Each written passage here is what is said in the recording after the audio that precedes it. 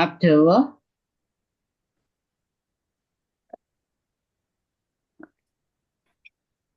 Ainun Fatina, Adiro, Ustazah.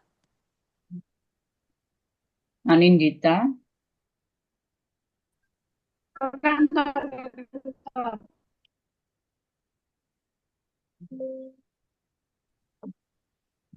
Itu loh, yang tak pakai plastik kereta udah bagus gitu. Terus beli online kok di sana. Dan kan dipakai di sana. Dan kan dipakai di sana.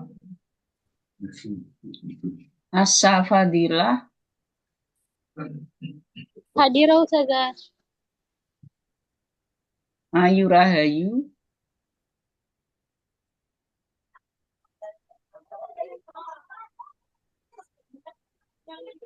Elvian,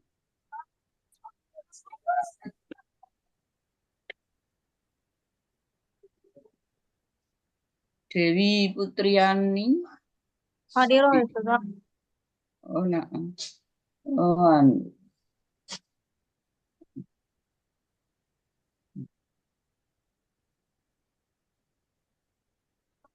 Vina, Nur Aziza,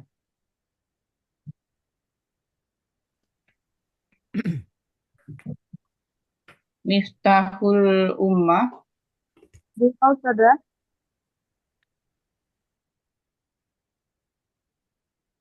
Mildayani,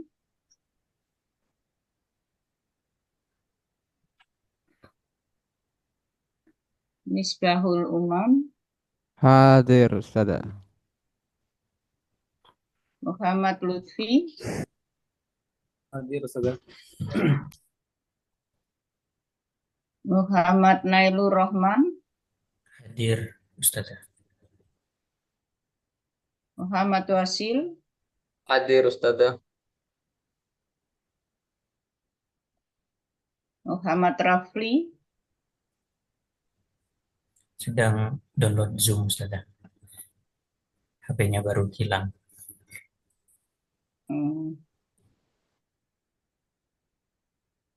Nggak pakai laptop.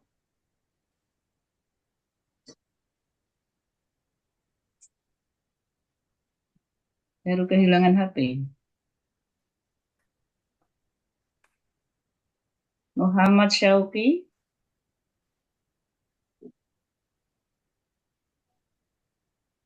Nur Ainun,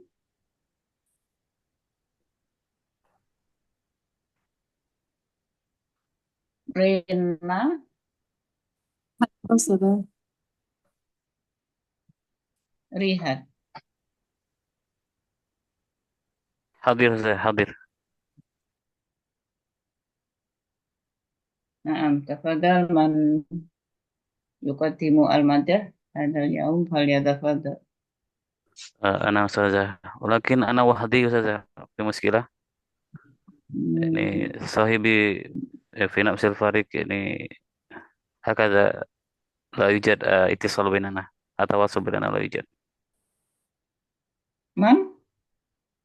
Elvian, Ustaz. Naam, naam ustazah. Ustadz Elvia. Ustadz Rihat Pak Ustadz Elvian. Naam, lakinni fi al-amal wahdi ustazah. Kada.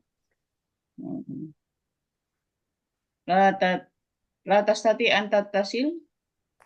Kunna ustazah lakin أنه كأنه في شغل وكذلك قسمنا الأعمال أصلا ولكن في النهاية يعني أنا وحدي.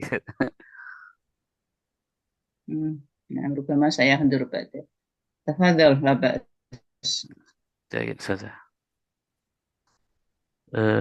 لحظة شوية.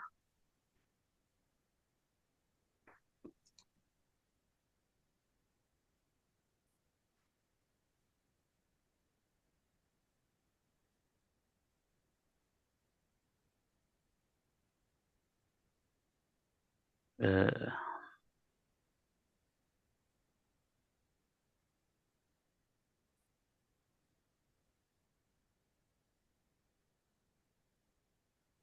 Bismillahirrahmanirrahim. Eh, Pada kesempatan kali ini, Ana ingin menyampaikan bahwasannya apa? Menyampaikan presentasi kita yaitu teori dasar pembelajaran yang mana itu dasari oleh aliran filsafat behaviorisme, eh, konektivisme, humanisme, dan konstruktivisme. Nah, maka kita pertama yaitu di sini behaviorisme. Behaviorisme di sini adalah aliran filsafat yang berfokus secara eksklusif pada perilaku yang dapat diamati secara langsung. Aliran ini memandang semua tindakan manusia sebagai hasil interaksi dengan lingkungan. Jadi dia itu berfokus pada pengamatan terhadap perilaku manusia. Percaya bahwa semua perilaku dipelajari melalui interaksi dengan lingkungan. Pandangan ini sangat dipengaruhi oleh teori pembelajaran yang menekan stimulus ataupun respon, di mana perubahan dalam perilaku adalah hasil dari pengaruh eksternal, bukan proses internal seperti pikiran atau perasaan. Kalau kita analogikan seperti coba kita bayangkan bahwa kita seorang pelatih anjing. Setiap kali anjing melakukan sesuatu yang benar, kamu memberikan hadiah berupa makanan. Tuh. Kita memberikan anjing tersebut berupa makanan untuk sebagai reward dengan melakukan apa yang benar gitu. Terus anjing tadi belajar lagi untuk mengulangi perilaku yang diinginkan karena ada masalah imbalan yang diberikan ya, karena dia diberikan imbalan yang diberikan. Jika anjing melakukan kesalahan, kita tidak memberi hadiah, bahkan bisa jadi kita beri punishment. Nah, dengan demikian anjing belajar berdasarkan respon tersebut terhadap stimulus yang diberikan. Kalau dia melakukan yang benar, dia mendapat reward, dan adapun kalau dia itu melakukan hal yang salah, dia mendapat punishment. Itu dia behaviorisme. Mungkin kalau di dalam dunia pendidikan, contohnya seperti pembelajaran bahasa Arab, kita sering ketemukan, misalnya kita memberikan pertanyaan kepada murid, terus murid menjawab dengan benar, kita memberi ahsanta, mumtaz, barakallahu fiik, seperti itu, memberikan sanjungan gitu kepada santri, ataupun bisa jadi memberikan hadiah gitu kepadanya. Adapun kalau salah, mungkin kita tidak ada respon atau melempar pertanyaan tadi ke temannya, atau kita bilang kurang tepat seperti itu. Itu salah satu contoh behaviorisme di dunia pendidikan gitu. Nah, adapun stimulus dan responnya, perilaku merupakan hasil interaksi langsung antara stimulus pemicu dan respon reaksi. Kemudian penekanan pada conditioning, menekankan pentingnya penguatan, yaitu hadiah itu reward atau reward, atau bahasa Arabnya ad-dafi', dan hukuman dalam membentuk dan mengubah perilaku seorang. Terus ada menolak keadaan mental, yang menolak studi tentang proses mental internal yang tidak dapat diamati sebagai tidak ilmiah. Kemudian tokoh utama dalam behaviorisme ini yaitu ada John Watson, terus Skinner. John Watson dianggap sebagai pendiri behaviorisme. Ia berargumen bahwa psikologi seharusnya hanya mempelajari fenomena objektif dan dapat diamati. Kemudian ada Skinner mengembangkan konsep kondisi operan, menunjukkan bagaimana konsekuensi membentuk perilaku sukarela. Behavioris memandang manusia secara metaforis, sebagai mesin yang tindakannya merupakan respon langsung terhadap lingkungan sekitarnya. Lanjut. Dimasukkan pendaftaran sensorik, memori kerja, memori jangka panjang. Memandang pikiran sebagai pemproses informasi, mirip dengan komputer. Belajar melibatkan perorganisasian, pengkodean, penyimpanan, dan pengambilan informasi. Individu berperan aktif dalam membentuk pengetahuan mereka melalui operasi mental. Kemudian di sini ada pandangan kognitif tentang pembelajaran. Di sini, ini kognitivisme, saya lupa. Kognitivisme memindahkan fokus pada proses internal, seperti berpikir, ingatan, dan pemahaman. Pembelajaran dipandang sebagai upaya mental yang aktif. Maksudnya adalah kognitivisme berfokus pada proses internal yang terjadi dalam pikiran individu. Pembelajaran dilihat sebagai proses mental yang melibatkan pemrosesan informasi, pembentukan skema, dan penggunaan strategi pemecahan masalah. Para, para kognitivisme percaya bahwa otak manusia bekerja seperti komputer, menerima informasi, memproses, dan menggunakannya untuk menghasilkan respon. Kalau kita analogikan, bayangkan bayangkan kita misalnya memecahkan teka-teki silang, sedang memecahkan teka-teki silang. Setiap kata yang kita masukkan ke dalam kotak adalah informasi yang kita proses dan simpan dalam memori otak kita. Ketika kita menemui kata baru yang sulit, kita mengaitkannya dengan pengetahuan yang sudah ada sebelumnya untuk menemukan jawabannya. Proses ini menggambarkan cara otak memproses informasi untuk belajar. Adapun prinsip utama dari kognitivisme ini adalah pembelajaran melibatkan pemrosesan informasi di dalam otak. Kemudian memperhatikan struktur mental dan cara kita memahami dunia. Lanjut. Pandangan kognitif tentang pembelajaran, yaitu fokus pada model mental. Penekanan ditempatkan pada cara individu mengorganisasikan pengetahuan atau mengelompokkan pengetahuan menggunakan skema dan kerangka konseptual untuk memahami informasi baru. Kemudian pemecahan masalah teori kognitif mengeksplorasi keterampilan berpikir tingkat tinggi, termasuk penalaran, pengambilan keputusan, dan proses berpikir kritis. Kemudian ada memori dan retensi, menyelidiki teknik untuk meningkatkan memori, mnemonik, pengelompokan, dan memperbaiki retensi jangka panjang. Perspektif ini bertentangan secara tajam dengan behaviorisme, dengan memproteskan langkah-langkah mental yang tidak terlihat daripada output yang terlihat. Kemudian ada humanisme. Humanisme ini menekankan pengembangan holistik individu dan potensi intriksinya, pembelajaran terkait dengan pertumbuhan pribadi dan kebutuhan psikologi. Aliran humanisme ini berfokus pada pengembangan individu secara holistik, menekankan pentingnya kebutuhan dasar manusia, potensi diri, dan pengalaman subjektif. Teori ini dipengaruhi oleh tokoh-tokoh seperti Abraham Maslow dan Carl Rogers. Dalam konteks pendidikan, pendekatan ini lebih menekankan pada pembelajaran yang memperhatikan emosi dan nilai-nilai individu, serta pentingnya menciptakan lingkungan yang mendukung pertumbuhan pribadi. Kalau kita analogikan, bayangkan jika kita seorang guru yang bukan hanya mengajarkan pelajaran matematika, tetapi juga peduli pada kesetaraan emosional dan mental murid-murid kita. Kita menciptakan suasana yang hangat dan terbuka, di mana mereka merasa dihargai dan dengarkan. Dengan cara ini, siswa merasa lebih diberdayakan untuk belajar dan berkembang karena mereka merasa diterima dan aman dalam proses pembelajaran. Yang mana prinsip utama dari humanisme ini itu berfokus pada pengembangan diri dan aktualisasi potensi manusia. Kemudian lingkungan yang mendukung dan perhatian kepada kebutuhan emosional individu. Jadi fokus pada pengembangan pribadi, selain memperoleh pengetahuan, pembelajaran humanis bertujuan pada pencapaian diri, kreativitas, dan pencapaian makna. Dan pun kebebasan dan martabat, pendekatan ini menekankan kebebasan individu, nilai-nilai manusia, dan saling menghormati antara pendidik peserta didik.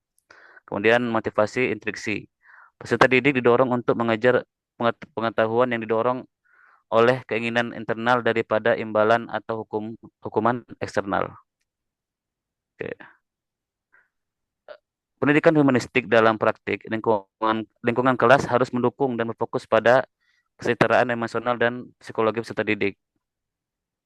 Pembelajaran yang sesungguhnya melibatkan perubahan yang signifikan pada peserta didik harus bersifat inisiatif sendiri dan menyeluruh, melibatkan seluruh aspek kepribadian, sebagaimana dikatakan oleh Carl Rogers, disebutkan secara implisit. Kemudian di sini ada konstruktivisme, membangun pengetahuan aktif. Konstruktivisme berpendapat bahwa pengetahuan tidak diterima secara pasif, melainkan dibangun secara aktif oleh individu berdasarkan pengalaman dan interaksi dengan lingkungan. Filosofinya begini, konstruktivisme itu menekankan bahwa pembelajaran terjadi ketika individu membangun pengetahuan baru berdasarkan pengalaman dan interaksi mereka dengan dunia. Pembelajaran dilihat sebagai proses aktif di mana siswa membangun pemahaman mereka sendiri, bukannya menerima pengetahuan yang diberikan secara pasif oleh guru. Tokoh utama dalam teori ini adalah Jan Piaget dan Lev Vygotsky. Kalau kita analogikan seperti ini, pikirkan tentang seorang arsitek yang sedang merancang sebuah gedung. Tidak ada instruksi yang mengetahuinya bagaimana gedung itu harus terlihat.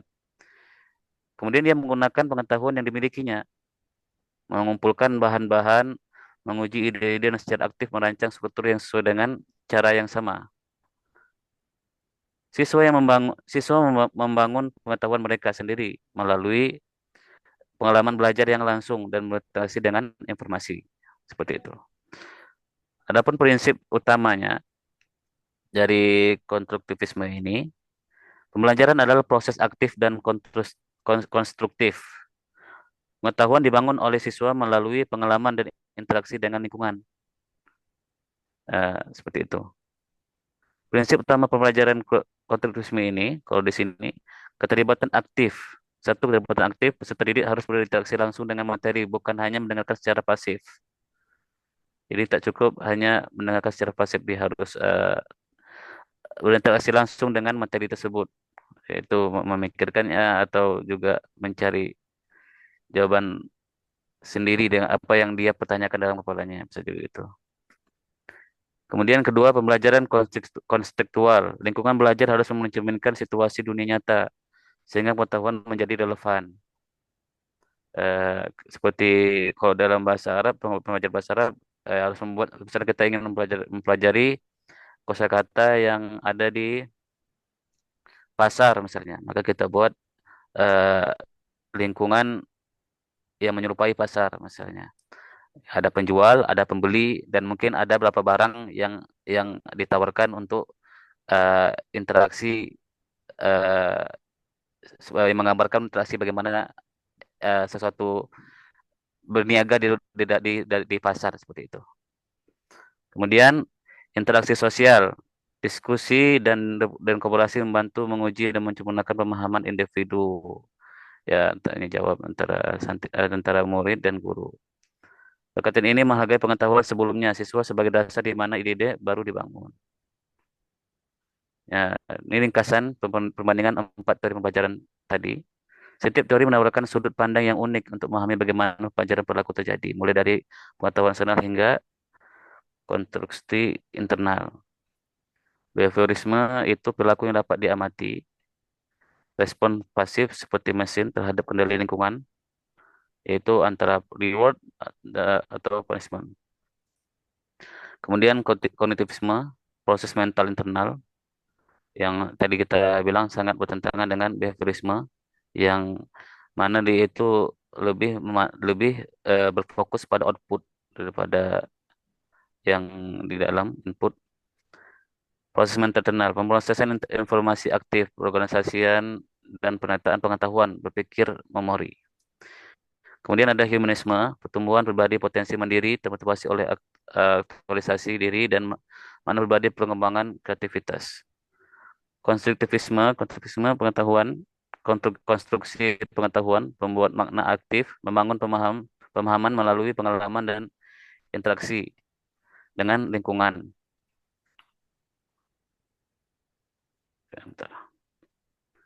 Jadi perbandingan dan kesimpulan itu, behaviorisme ini berfokus pada respon terhadap stimulus eksternal, mirip dengan cara kita mengajarkan hewan atau anak kecil dengan imbalan dan hukuman tadi. Dan kognitivisme melihat proses internal dalam proses informasi, seperti halnya otak memecahkan teka-teki atau menyimpan informasi. Kemudian humanisme lebih memperhatikan pertumbuhan pribadi dan kesetaraan individu, membentuk pembelajaran yang lebih manusiawi dan peduli. Konstruktivisme berfokus pada bagaimana individu aktif membangun pengetahuan mereka sendiri melalui pengalaman dan interaksi, seperti halnya seorang arsitek yang merancang bangunan. Keempat teori ini kalau kita lihat saling melengkapi dalam dunia pendidikan dan psikologi liberalisme lebih fokus pada penguatan dan pengendalian perilaku, sedangkan produktivisme dan konstruktivisme lebih menekankan proses berpikir dan pengalaman langsung. Dan adapun humanisme memberikan perspektif yang lebih holistik, memandang pembelajaran sebagai bagian dari pengembangan diri secara keseluruhan. Mungkin sekian dari Ana presentasi kali ini, yaitu presentasi singkat. Maaf atas segala kekurangan. Mungkin ada yang ingin didiskusikan, maka waktu dan tempat kami persilahkan.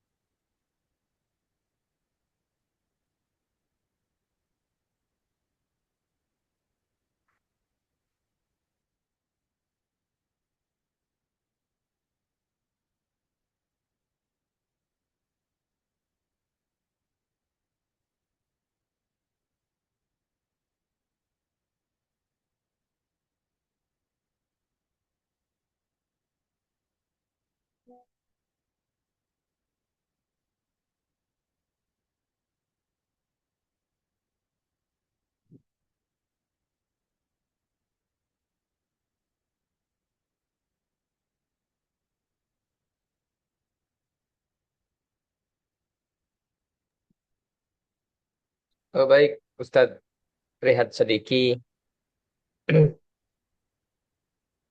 Izin bertanya mengenai paham konstruktivisme ini. Bagaimana cara menerapkannya di suatu kelas yang mungkin bisa dikatakan overload. Kalau di sini di sekolah, di salah satu sekolah di sini itu ada kelas yang hampir 55 siswanya dan ada yang 60 bahkan. Itu bagaimana cara agar konstruktivisme ini efektif di kelas tersebut. Dan kalau di- kalau batas dari Kemenak dan Diknas itu satu kelas maksimal 35 karena memang kekurangan fasilitas, maka satu kelas itu di sini ada yang 50 bahkan ada yang 60. Jadi bagaimana agar eh, teori konstruktivisme ini bisa lancar di kelas yang overload? Mungkin itu saja pertanyaannya, Ustadz Prihat Sadiki.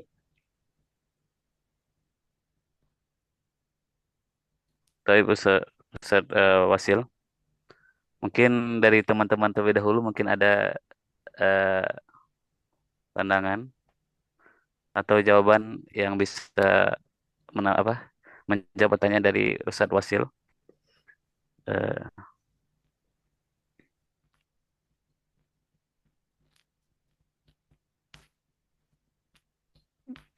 Menangani apa, Mas Wasil?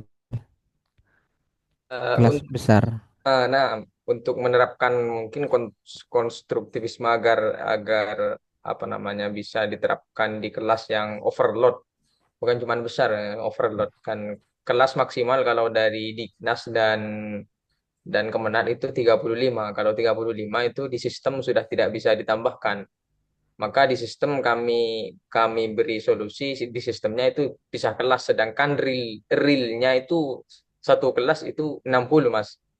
Jadi bagaimana menerapkan konstruktivisme ini di satu kelas yang overload gitu.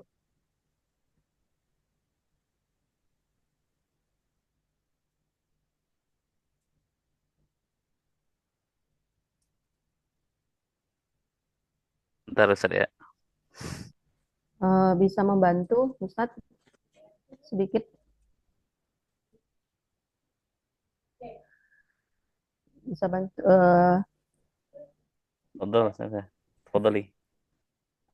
Ini pengalaman kami gitu ya. Kami juga kelasnya itu kecil, tapi ada waktu-waktu tertentu melaksanakan kelas besar dengan seperti yang Ustadz Wasil gambarkan itu. Mungkin kalau kita menerapkan pembelajaran konstruktivis itu dengan teori tadi ada keterlibatan aktif peserta didik berinteraksi langsung dengan materi, bukan hanya mendengar secara pasif. Itu keuntungannya mungkin ya. Kalau kalau hanya mendengar untuk kelas besar memang agak susah gitu. Justru karena adanya peserta itu diwajibkan aktif, maka itu lebih menguntungkan gitu.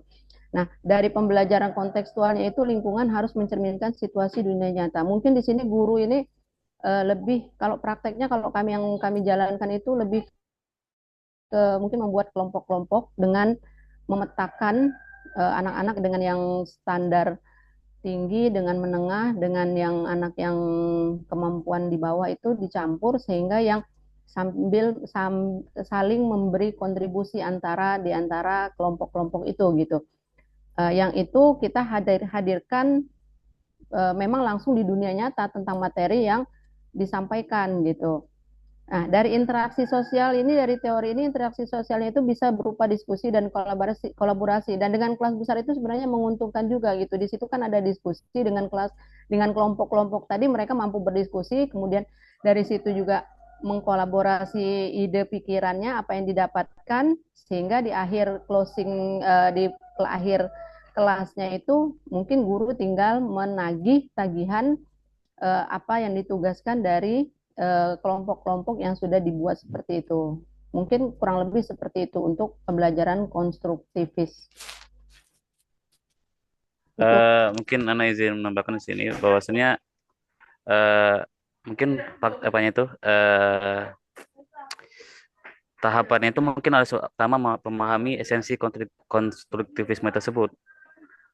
Bahwasanya bukan berarti siswa bebas penuhnya tanpa kontrol. Intinya adalah siswa membangun pengetahuan sendiri melalui pengalaman, refleksi, dan interaksi. Jadi guru tetap berperan sebagai pengarah dan pengendali suasana belajar, bukan sekadar pengamat aja. Seperti itu. Harus dibuat aturan. Jadi bukan hanya santri itu mahasiswa murid itu bebas dalam mempraktekkan cara konstruktivisme ini. Kemudian atur struktur dan aturan kelas sejak awal. Buat aturan kelas. Dalam kelas yang ramai, kunci utama adalah struktur dan kesepakatan. Buat kesepakatan dengan murid, buat aturan yang mana itu sepakati bersama. Misalnya buat aturan main bersama siswa, misalnya berbicara bergiliran, waktu diskusi, simbol, diam, dan sebagainya. Kemudian tulis aturan itu besar-besar dan tempatkan di papan mungkin. Itu untuk menegaskan aturan tersebut. Gitu. Kemudian berikan konsekuensi dan penghargaan. Tadi, punishment dan reward untuk konsistensi terhadap aturan tersebut. Bukan hukuman keras, tapi penguatan perilaku positif. Contohnya, sebelum diskusi, kita tentukan siapa pencatat, siapa pembicara, dan siapa pengatur waktunya. Gitu. Nah, karena kan dari kelas ada overload, jadi perlu pengaturan seperti itu. Kemudian 3, gunakan kelompok kecil dan tugas terstruktur. Kelompok kelas besar bisa tetap konstruktivis dengan pembagian kecil. Bagi siswa menjadi kelompok misalnya 4 atau 6 orang dalam satu kelompok. Beri peran spesifik dalam kelompok tersebut. Seperti ketua, pencatat, penyaji, dan pengamat. Gunakan lembar panduan diskusi agar tidak gaduh tanpa arah. Pastikan hasil kelompok harus dipresentasikan atau dikumpulkan. Jadi mereka punya tujuan. Contohnya, setiap kelompok membuat peta konsep dari teks, lalu menempel di dinding kelas untuk gallery work. Seperti itu. Kemudian ada 4, gunakan aktivitas active but quiet. Bukan semua konstruktivisme itu harus ribut. Bisa juga dengan aktivitas yang tetap aktif, tetapi terkontrol, seperti think, fire, share. Siswa berpikir sendiri, lalu diskusi berpasangan, lalu berbagi kelas. Kemudian ada gallery work, siswa melihat hasil kelompok lain dengan tenang. Kemudian kartu refleksi, siswa menulis pemahamannya, lalu tukar dengan teman untuk dikomentari. Kemudian yang kelima, jadikan guru sebagai fasilitator aktif. Guru berkeliling, mengamati, bertanya, dan menantang pemikiran siswa. Gunakan pertanyaan pemandu. Misalnya, mengapa kamu berpikir begitu? Mengapa kamu berpendapat seperti ini? Gitu. Bila satu kelompok mulai ribut, dekatkan diri ke sana. Kehadiran guru sering menenangkan murid. Jadi kalau kita tegur, misalnya ada satu kelompok yang dia itu bukannya mengikuti arahan kita, malah ribut. Nah, jadi kita dekatkan karena tadi guru tadi harus menjadi fasilitator aktif, yaitu berkeliling, berkeliling, mengamati, bertanya dan menantang pemikiran siswa tadi. Gunakan suara yang lembut tapi tegas, bukan keras agar dari kelas ikut menurun. Gitu. Karena kalau kita juga angkat suara, murid pun juga seperti itu biasanya. Nah, kemudian gunakan media atau teknologi pendukung jika memungkinkan, ya. Gunakan lembar kerja interaktif, papan tulis digital atau kuis digital seperti kalau yang sekarang itu ada Kahoot tuh, ya, Kahoot untuk menjaga fokus. Jadi kan mereka ada visualnya. Kalau ada visual itu biasanya murid itu lebih fokus. Kemudian aktivitas berbasis media membuat siswa untuk sibuk dan terarah. Kemudian akhiri dengan refleksi, selalu tutup pembelajaran dengan refleksi bersama apa yang mereka pelajari hari ini, apa bagian yang paling sulit, bagaimana mereka bisa memperbaikinya besok gitu. Refleksi membuat siswa sadar bahwa belajar adalah proses membangun bukan sekedar mendengar. Contoh praktiknya, misalnya topik tata bahasa Arab, misalnya isim dan fiil, kelas ramai dan besar, mungkin kalau kapasitasnya mungkin 40 siswa gitu misalnya. Kemudian guru memberi contoh kalimat pendek yang mana itu bersangkutan dengan isim dan fiil. Siswa menganalisis secara berpasangan. Dia sing dan fire tadi. Dia itu berpikir terus mencari kesimpulannya. Hasilnya ditempel di papan galeri work. Jadi tiap kelompok membandingkan hasilnya dengan kelompok lain. Guru menutup dengan merangkum perbedaan dan menjelaskan konsep ilmiahnya. Tadi teori tentang isim dan fiil tadi. Hasil siswa aktif belajar, hasilnya apa? Hasil siswa aktif belajar dan dari pengalaman dan interaksi tadi. Contoh kalau kita lakukan, bayangkan kelas seperti pasar tradisional. Kalau tidak diatur, pasar bisa ramai, bising dan semrawut. Tapi kalau ada aturan, petugas dan jalur yang jelas, pasar tetap ramai, tapi teratur dan semua orang bisa jual beli dengan nyaman. Nah, kelas konstruktivisme itu juga seperti itu. Ramai boleh, asal ramai yang bermakna. Ramai yang karena berpikir dan berdiskusi, bukan yang gaduh gitu. Seperti itu. Mungkin begitu Ustadz Wasil harus buat seperti berkelompokan kecil-kecil, terus buat aturan tadi, dan buat konsep mungkin seperti think, fire, dan share in the class tadi. Kemudian kita buat kesimpulan pada hari itu apa pelajari. Seperti itu saat ini. Dan guru harus paling utamanya itu, guru harus menjadi fasilitator yang aktif, yaitu keliling, terus mengamati setiap kelompok dan ya menegur kelompok-kelompok yang tidak sesuai dengan instruksi kita. Seperti itu Ustaz Fasil. Ada tambahan dari rekan-rekan, tafadhol. Mungkin saya bisa menambahkan objek apa muridnya itu sebenarnya kalau jumlahnya banyak lebih dari 60 tergantung muridnya sih. Kalau muridnya SD atau SMP, SMA beda lagi kan perlakuannya. Apalagi kalau kita ngajar di jam-jam siang ya, itu beda lagi penanganannya. Intinya saya setuju dengan apa yang pemateri disampaikan. Kita buat kelompok kecil. Mungkin kalau kita menggunakan konstruktivisme, ya kita kasih tugas, misalnya dari 60 siswa itu dibagi 5-5, berarti ada sekian ya, berarti 5 orang itu, 5 siswa itu kelompok satu, kemudian 5 berikutnya kelompok 2 dan dikasih tugas. Tentunya dikasih keterangan dulu tentang apa yang harus dilakukan dan prosedur-prosedurnya. Tentunya misalnya kalau kaitannya dengan bahasa Arab, kalau kaitannya dengan konstruktivisme atau inquiry mencari makna sendiri, ya misalnya satu kelompok mencari kosakata tentang perpustakaan, hal-hal yang berkaitan dengan perpustakaan misalnya, langsung menuju ke perpustakaannya. Kemudian kelompok kedua langsung dikirim ke tempat misalnya dia temanya tentang masjid, disuruh catat kosakata yang berkaitan dengan masjid misalnya dan lain sebagainya. Itu menurut saya sih. Tapi kalau misalnya eh, tidak dibagi beberapa kelompok, mungkin cukup dengan metode tikror ya. Kalau misalnya metode tikror itu memang serentak. Tapi ujung-ujungnya nanti kalau misalnya sudah pada waktu tertentu harus dibagi kelompok untuk mengurangi rasa apa namanya aktivitas untuk mengurangi aktivitas yang tidak terkontrol. Jadi harus ada aturan yang benar-benar disampaikan terlebih dahulu sebelum memberikan tugas. Syukran, Ustaz. Syukran Ustaz Mas Bahul Umam atas tambahannya. Dan mungkin juga ada tambah betul tadi bahwasanya konsep patriotisme ini tuh eh, bisa berbeda-beda sesuai dengan tadi SD, SMP, sama SMA. Itu tergantung umur juga dan tergantung berapa lama juga. Karena dalam dunia psikologi pendidikan kita akan belajar kalau anak SD itu mereka itu untuk mencari sendiri itu berapa persen lebih kecil gitu. Untuk belajar mandiri itu lebih kecil. Kemudian SMP itu meningkat, dia boleh presentasi dia belajar mandiri itu meningkat, kemudian SMA juga meningkat. Dan juga fokus mereka juga berbeda-beda. Kalau anak SD itu fokusnya itu lebih kecil, lebih sedikit. Bahkan dalam buku apa saya lupa itu bahwasannya 20 menit doang. Selebih itu dia nggak bisa fokus lagi. Jadi harus banyak variasi yang betul-betul eh, mengayomi berbagai umur juga seperti itu. Harus banyak. Jadi dunia pendidikan itu juga kompleks untuk membangun kelas yang yang intensif itu perlu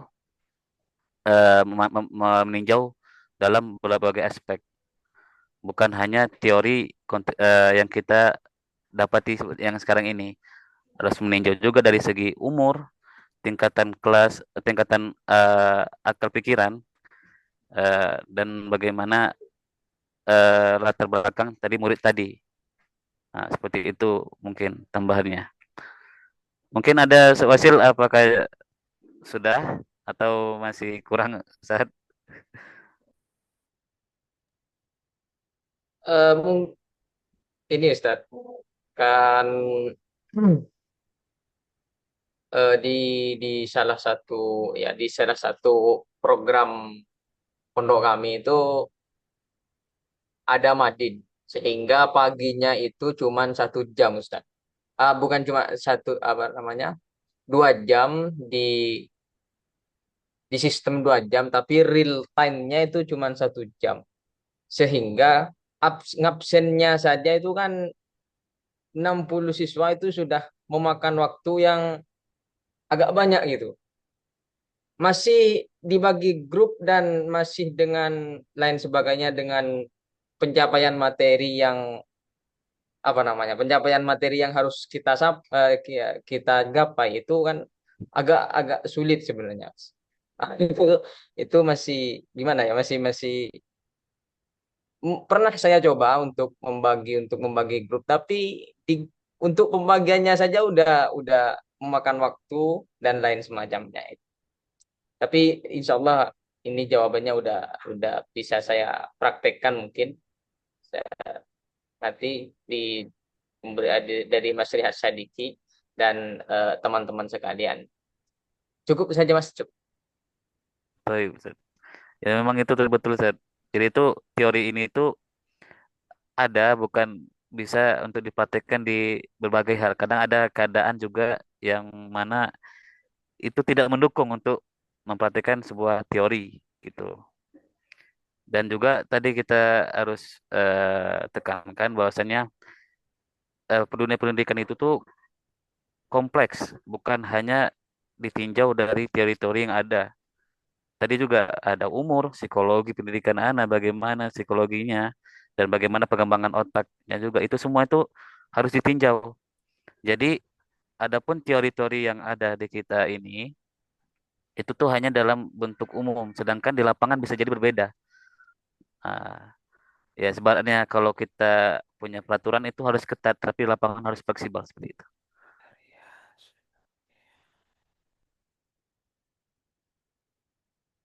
Mungkin ada dari teman-teman yang bertanya lagi.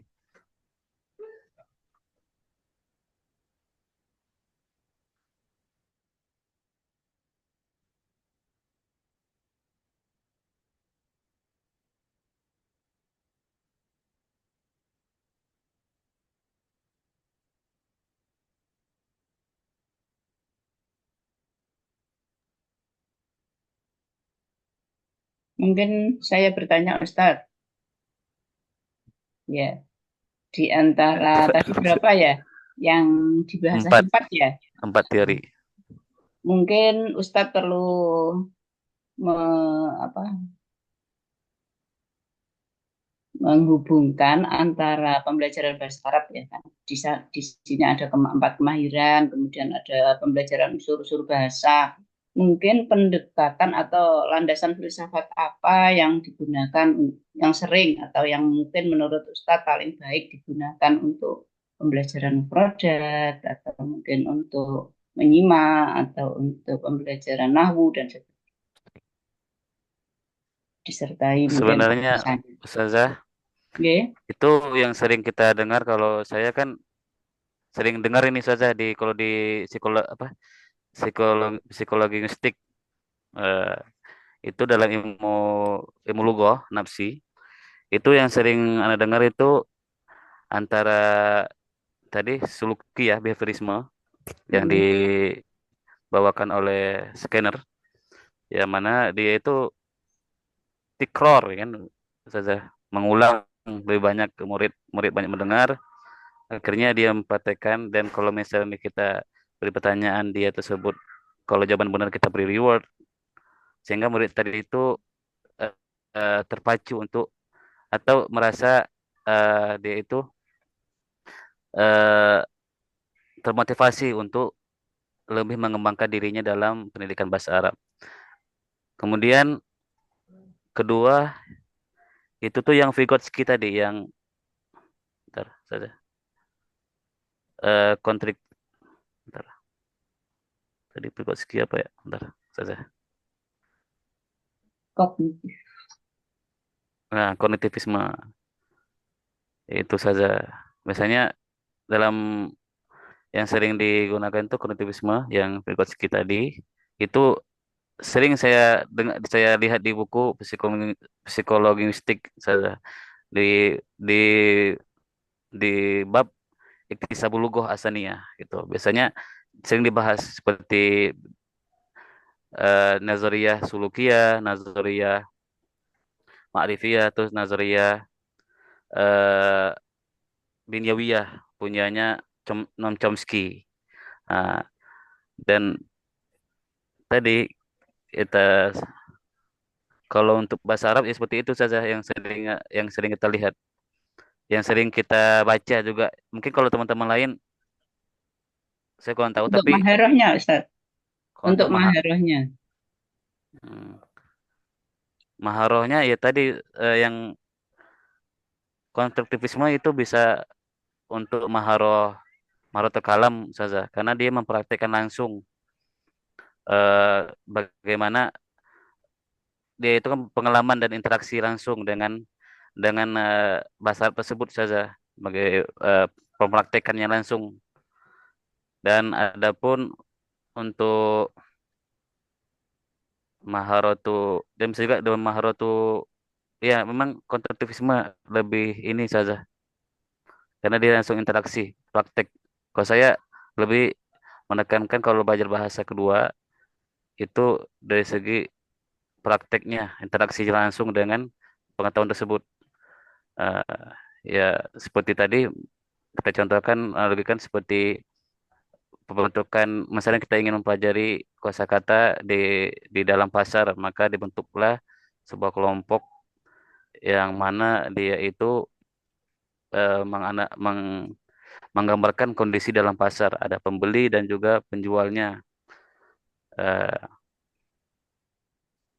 dan mereka berinteraksi dengan menggunakan kosakata dalam bahasa Arab yang dipelajari sebelumnya. Nah, seperti itu saja.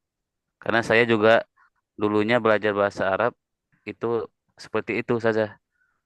Dan juga behaviorisme penting saja, reward dan punishment harus ada.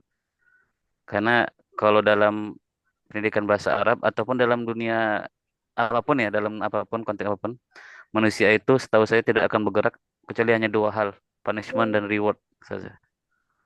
Seperti itu. Jadi kalau untuk Mahathir Kalam dan kitabah juga, itu konstruktivisme itu lebih tepat bagi saya saja. karena dia langsung interaksi dengan teori-teori yang ada.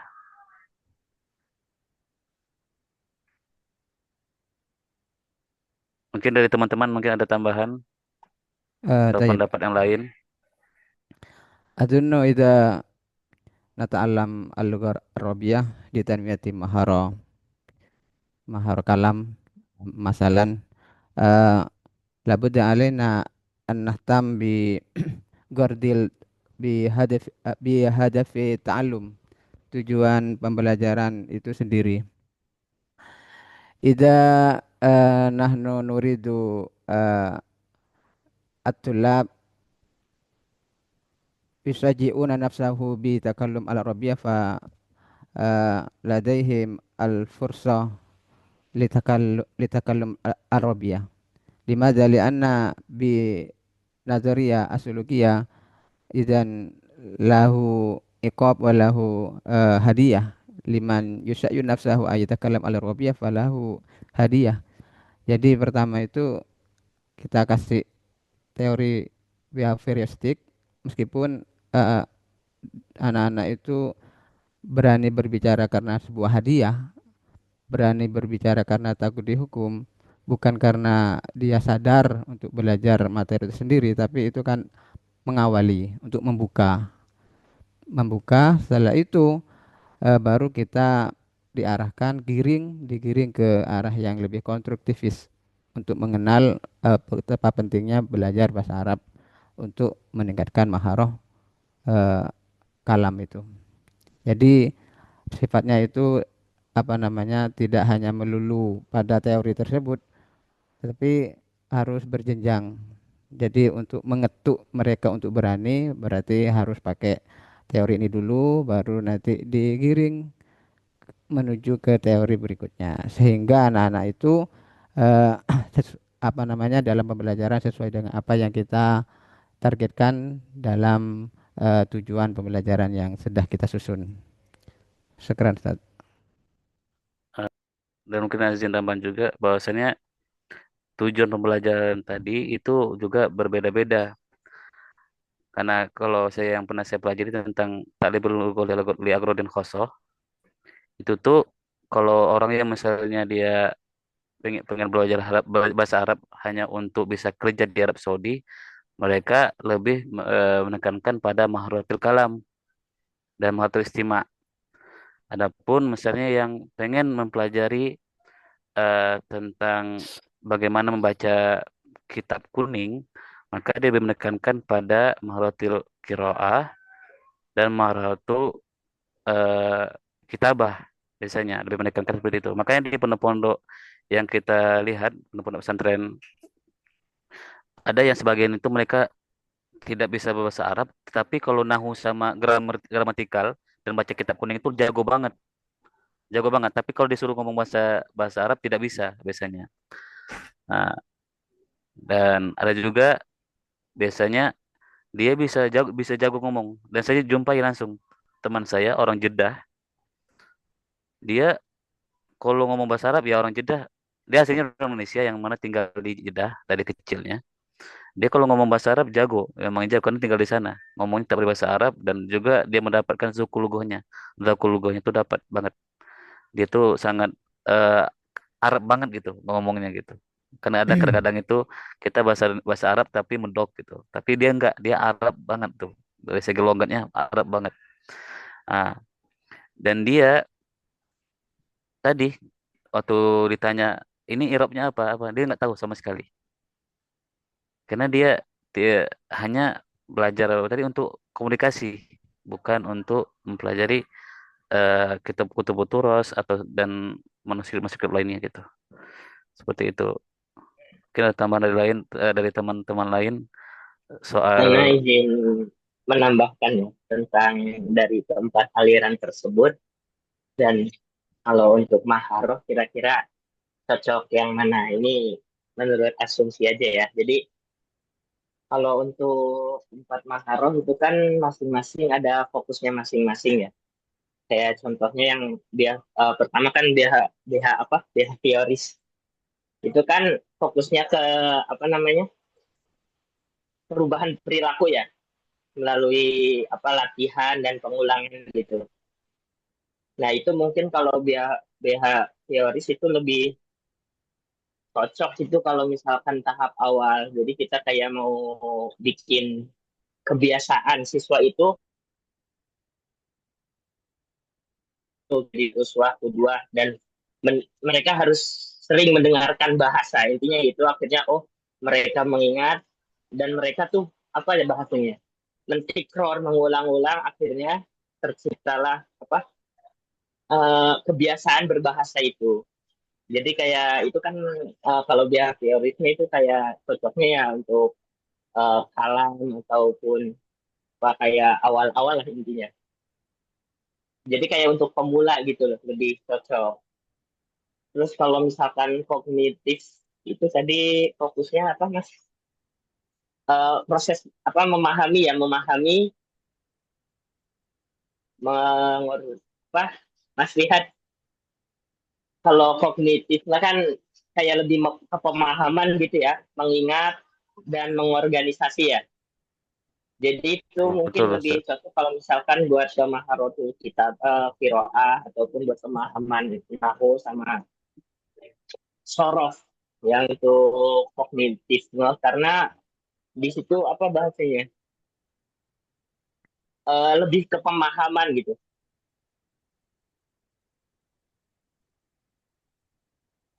Itu kalau menurut Ana ya pribadi kayak kognitifnya itu lebih cocok ke maharotul qiraah, maharotul kitabah ya buat nahu dan sorof itu karena itu butuh pemahaman gitu ya. Kemudian humanisme itu kan lebih ke motivasi dan motivasi ya Mas. Lihat. Nah kalau untuk memotivasi itu Iya, ketika kita ingin menciptakan bi'ah lugawiyah, itu kan kita harus memotivasi santri-santri kita ya. Nah, humanisme itu mungkin cocok ketika apa kita ingin menciptakan bi'ah lugawiyah kan kulu manasma yang kita dengar, yang kita lihat, yang kita rasakan itu kan jadi bi'ah lugawiyah lingkungan bahasa.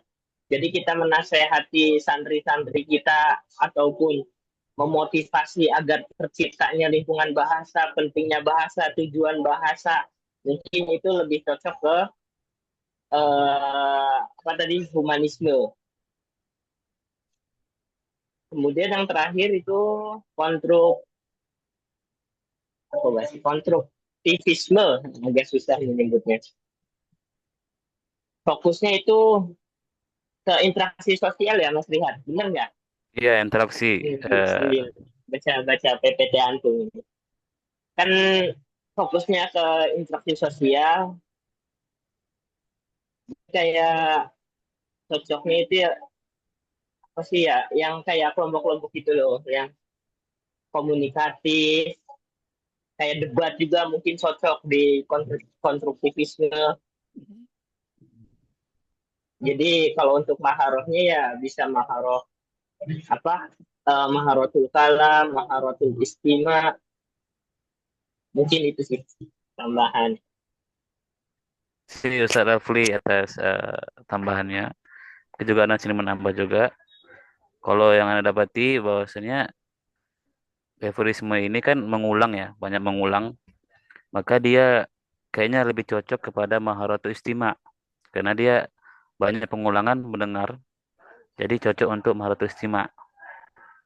Dan juga mungkin Maharatul Kalam juga untuk apa? Maharatul Kalam itu bukan langsung bicara ya. Untuk pronunciation-nya, cara pengucapannya mungkin. Tuh. Pronunciation dan Kemudian mufradat ada itu ya. ya, jadi penyebutannya tadi. Kadang kan kalau yang baru-baru belajar bahasa Arab itu kadang panjang pendeknya, intonasinya pun kurang. Jadi dari pengulangan ini dia terbiasa dan kita juga mempelajari sebenarnya kan al-aswad gitu, al-aswad. Dan itu biasa kayak Buddha dan Budhoh gitu. Jadi mana perbedaan antara Arab Dhal dan Udhoh dan seterusnya seperti itu. Itu behaviorisme, juga pengulangan. Tentu juga menekankan sini reward dan punishment-nya. Kemudian ada kemahiran berbicara, itu tuh cocok juga dengan selain behaviorisme tadi ya, karena kan itu kalam ya. sama humanisme. Karena menekankan perkembangan ekspresi diri. Karena kan di tadi itu me- melihat dari objek pengembangan diri sendiri, bagaimana pengembangan diri seorang murid tadi. Jadi Mahathir Kalam itu juga seperti itu. Jadi kayak seakan-akan ya konstruktivisme ini kan kita di Biniawi ya. Jadi si Chomsky tadi itu pernah berkata bahwa manusia itu telah punya alat apa namanya? Alat untuk mana itu menalar bahasa tersebut. Jadi dia bisa mendapat kosakata ini digabungkan menjadi sebuah kata seperti itu. Dan itu cocoknya Mahathir Kalam.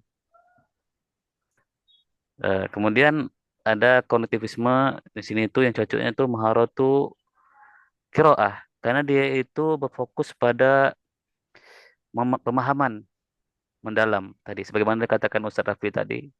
Jadi Maharotu Kiroah itu bagaimana kita tahu kalau kita pelajari dalam ilmu apa eh Maharotu Mutakodimah ya sama Ustazah apa itu kita disuruh untuk tafkir nakdi. Nah, sini itu tuh menekankan bahwasanya Maharotu Kiroah. Dan ini tuh konsepnya tadi sama kognitivisme, menekankan dari konsep memahami. Nah, kemudian dan juga sini selain di kognitivisme tadi itu juga Mahathir Kalam karena dia interaksi langsung dengan bahasa tersebut dan juga bisa jadi dengan menulis Mahathir Kitabah. Kenapa? Karena dia proses aktif yang membangun dan menyusun makna sesuai dengan eh, ide konstruktivisme tadi. Eh, menulis apa yang akan dikatakan ketika interaksi tadi itu juga eh, menambah kemahiran Alkitabah Maratul Kitabah tadi seperti itu. Jadi intinya tuh Devoisme itu cocok untuk kemahiran yang melibatkan latihan konkret dan respon terhadap stimulus seperti mendengar dan bicara.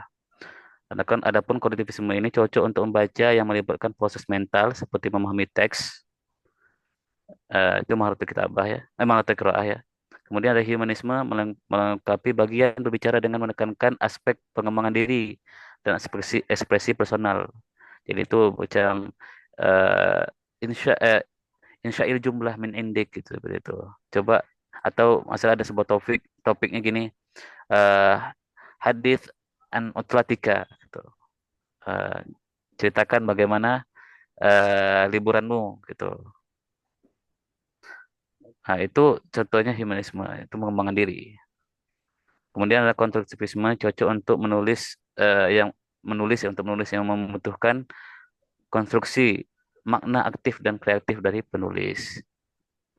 Seperti itu. Jadi keempat kemahiran bahasa Arab ini dapat dikaitkan dengan kemahiran keempat kemahiran bahasa tadi dapat dikaitkan dengan aliran-aliran filsafat yang sebagai pendekatan pembelajaran yang saling melengkapi sesuai dengan karakteristik kemahiran tersebut. Sekian dari anak Ustazah. Mungkin dari teman-teman ada tambahan atau dari Ustazah yang mungkin kurang tepat dan yang Anda sampaikan mungkin bisa ditambahkan Ustazah. Syukran Ustaz, lihat ambil dulu al-jawab tuntas ya.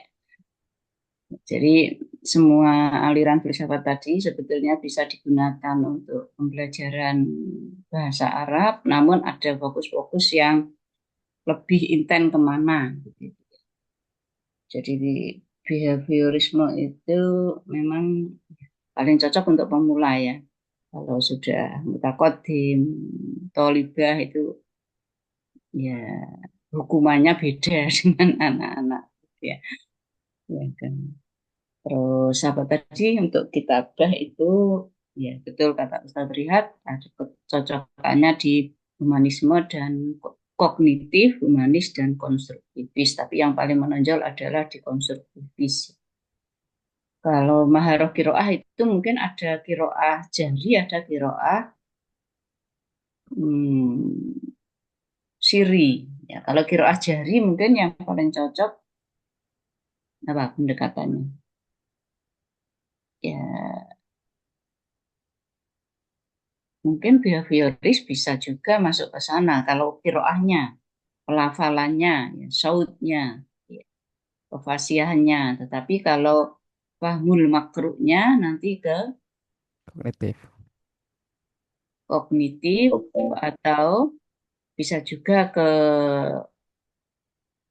konstruktivis. Ketika misalnya siswa diminta membuat talhis atau membuat komentar, taklik terkait dengan teks atau terkait dengan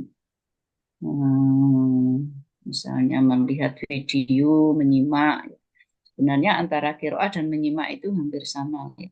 Karena cuma sumber bahannya, mawatnya saja yang berbeda. Kalau istimewa itu bisaud, kalau kiroah bil kitab. Jadi kalau kiroah itu bisa dibagi dua tadi. Kecenderungan ke tadi kiroah yang jahriyah itu kecenderungannya ke behaviorisme dan apa kedua tadi. Kalau pemahamannya ke kognitif baru ke kognitif konstruktivis. Oke, saya kira sudah bagus. Masih ada yang didiskusikan? Mungkin Anda tekankan sedikit saja untuk ini, untuk eh, lebih menguatkan saja. Bahwasannya teori ini itu tadi kita sampaikan dunia pendidikan itu kompleks, bukan hanya sebatas dengan kita bisa bersandar dengan filsafat-filsafat yang tadi atau teori-teori yang ada. Karena banyak hal yang harus kita lihat di dunia pendidikan. Pertama tadi selain umur, dan itu juga dari segi bagaimana kuatnya ingatan murid tadi juga, karena setiap umur itu berbeda-beda. Kalau misalnya ya anak kecil tadi, kalau misalnya masih umur SD, biasanya itu fokusnya cuma 20 menit, dan juga untuk pengembangan belajar sendiri itu lebih kecil. Kalau nggak salah presentasinya itu cuma 30% dari yang lebih atasnya gitu. Dan itu berarti pendidikannya teori-teori itu harus fleksibel. Karena nggak bisa kalau kita pakai andragogik di anak SD, karena dia nggak bisa presentasi, mencari atau pengetahuan sendiri, harus disuapkan. Dan begitu juga SMP dan seterusnya. Dan kuliah beda lagi, ada teori-teorinya. Dan juga dunia pendidikan anak kecil tadi yang kita sampaikan tadi, bahwasanya dia hanya bisa fokus kalau di ilmu psikologi pendidikan itu dia fokus hanya bisa 20 menit 20 menit doang. Berarti dalam arti kata kita dalam kelas tidak bisa eh, terlalu monoton dalam menyampaikan materi atau apa. Karena tadi beda umur, beda cara penyampaiannya. Anak-anak kecil berarti harus banyak segi bermainnya. Bagaimana membuat kelas tadi efektif dengan konsep dia itu tetap mempelajari satu hal tapi dengan cara bermain seperti itu. Ada lagi dari segi tujuan. Tadi kalau dalam dunia pendidikan misalnya dunia pendidikan bahasa Arab ada tujuannya, misalnya orang yang belajar bahasa Arab hanya untuk kerja, berarti dia hanya fokus pada malatul kalam. Mana yang tekankan konsepnya ya, konsep yang mana itu lebih mengembangkan dari segi eh, maharatul kalamnya.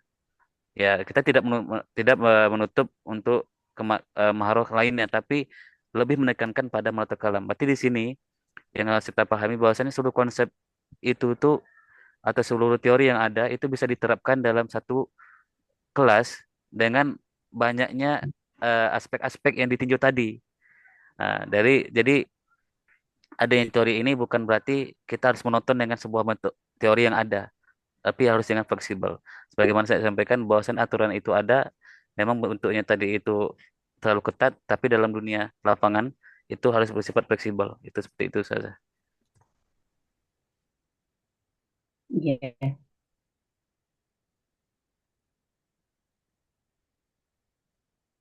cukup. Cukup saya.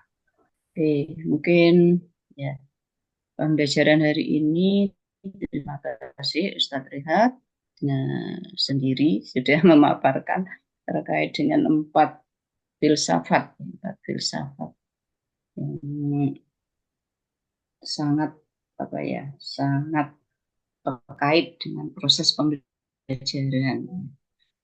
Eh, Betul, Ustaz Riha. Jadi kita itu tidak hanya menggunakan salah satu atau salah dua dari landasan-landasan filsafat yang ini. Jadi dalam mengajar itu kita melihat tujuan, melihat karakteristik materi, melihat karakteristik siswa kita, kemampuan siswa kita, ya. Mana yang cocok, yaitu nanti akan kita gunakan. Bahkan sesudah kita membuat RPP, kalau misalnya kita masuk kelas, kemudian kondisi atau situasi itu tidak mendukung, ya kita akan mengganti, ya, terutama terkait dengan metode pembelajarannya. Kalau terkait dengan materinya, ya saya kira tidak bisa karena itu terkait dengan kurikulum dan sudah ada di silabus. Ya, mungkin Ustadz bisa ditutup dulu, di stop. Ya.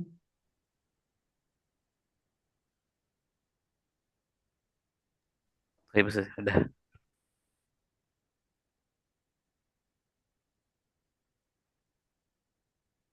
Ya, saya akan menambahkan sedikit. Sebetulnya ya tadi sudah dijelaskan secara lengkap 4 itu ya.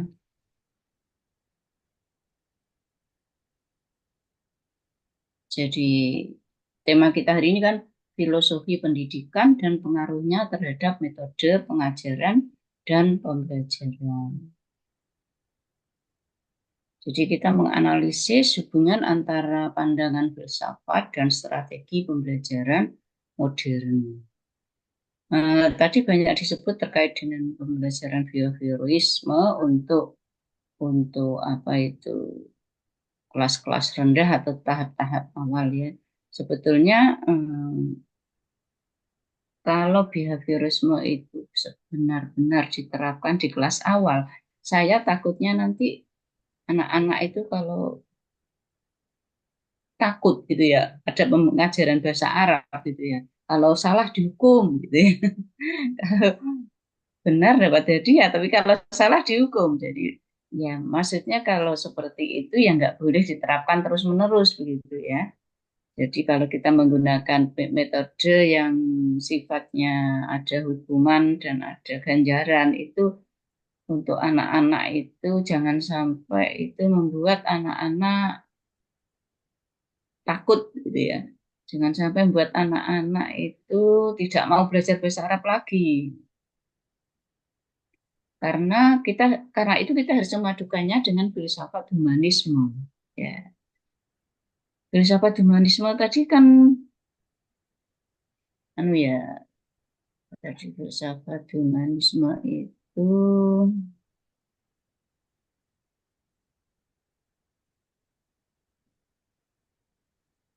kognitif,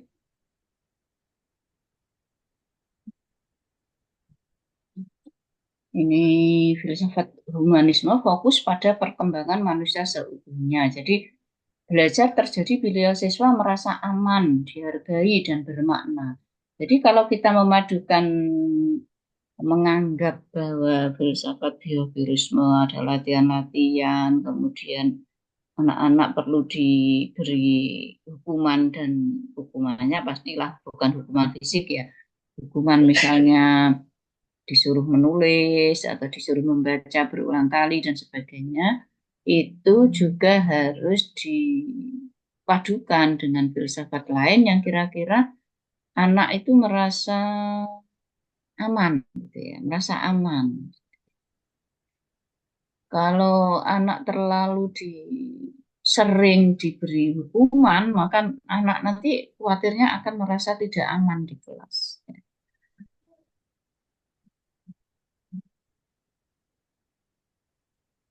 Jadi dengan kita memasukkan filsafat humanisme ke dalam pembelajaran kita, maka siswa itu lebih dihargai. Aktualisasi diri anak itu dia tidak merasakan salah.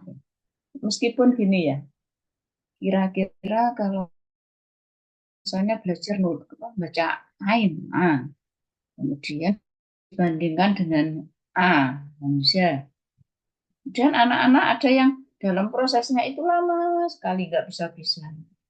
Ya itu kita sebagai guru harus menghargai, jangan langsung dihukum gitu ya. Ya mungkin hukuman itu ketika sudah apa ya, sudah pantas atau mungkin sudah perlu begitu ya. Jangan awal-awal langsung dihukum begitu.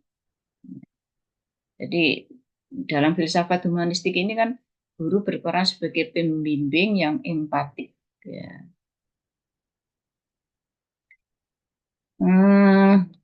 Humanisme menempatkan manusia sebagai pusat dari segala kegiatan pendidikan. Aliran ini menekankan pada pengembangan potensi individu secara penuh dan menghargai otonomi, kebebasan, serta martabat manusia. Jadi meskipun anak-anak kecil, anak TK itu, mereka itu kalau dihargai, kalau dihormati martabatnya itu mereka akan senang. Dalam etika keilmuan, humanisme menekankan pentingnya tanggung jawab moral ilmuwan terhadap kemanusiaan. Jadi sisi-sisi manusiawinya, sisi-sisi kemanusiaan itu harus dijunjung tinggi. Meskipun itu anak-anak. Kemudian kita fokus ke prinsip dasar. Siswa memilih apa yang ingin dipelajari. Mungkin ketika kita mengajari anak huruf itu mereka kesulitan mungkin kalau kalian bosan latihan ini mungkin bisa latihan huruf yang lain dulu ya. Mungkin anak akan menemukan huruf-huruf lain yang dia itu cepat bisa begitu misalnya seperti itu. Jadi berilah anak-anak itu pilihan ya, untuk mana dulu yang akan dilatih gitu, misalnya seperti guru humanistik percaya bahwa siswa termotivasi mengkaji bahan ajar terkait dengan kebutuhan dan keinginannya. Ya, jadi ada kebebasan untuk memilih dulu. Ya, meskipun nanti akhirnya juga anak-anak itu harus mempelajari semua yang kita targetkan.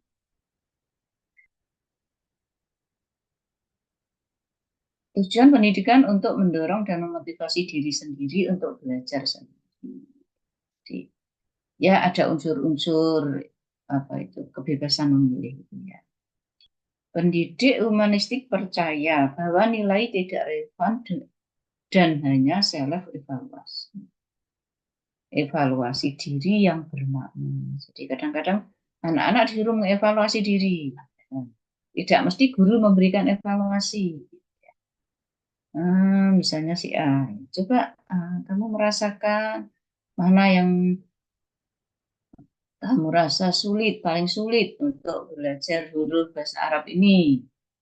Mana yang kamu merasa sulit untuk menulis huruf ain di depan atau ain di tengah atau bagaimana? Jadi evaluasi diri juga diperlukan. Ini sesuai dengan prinsip filsafat humanisme. Aliran humanistik percaya terhadap perasaan dan pengetahuan, berbeda dengan pendidikan tradisional.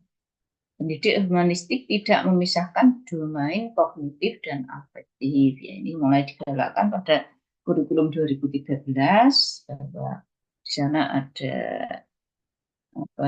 aspek afektif, ada kompetensi sosial, ada kompetensi keagamaan gitu ya. Jadi perasaan dan pengetahuan itu dijadikan paduan, dipadu dalam filsafat humanistik ini. Di anak tidak hanya dilatih dicerdaskan IQ-nya, tetapi juga EQ-nya. Aliran ini menekankan siswa terhindar dari tekanan lingkungan karena jika siswa merasa aman, maka proses belajar lebih mudah dan bermakna. Jadi menurut pencetus atau penggagas filsafat humanisme ini, keamanan di kelas, kenyamanan itu merupakan hal utama. Karena itu ketika kita menciptakan bi'ah ruwiyah di kelas-kelas kita, maka jangan sampai anak terkesan takut gitu ya. Jadi menurut filsafat humanisme ini justru kelas yang penuh dengan hukuman, penuh dengan tekanan itu tidak akan membawa dampak positif.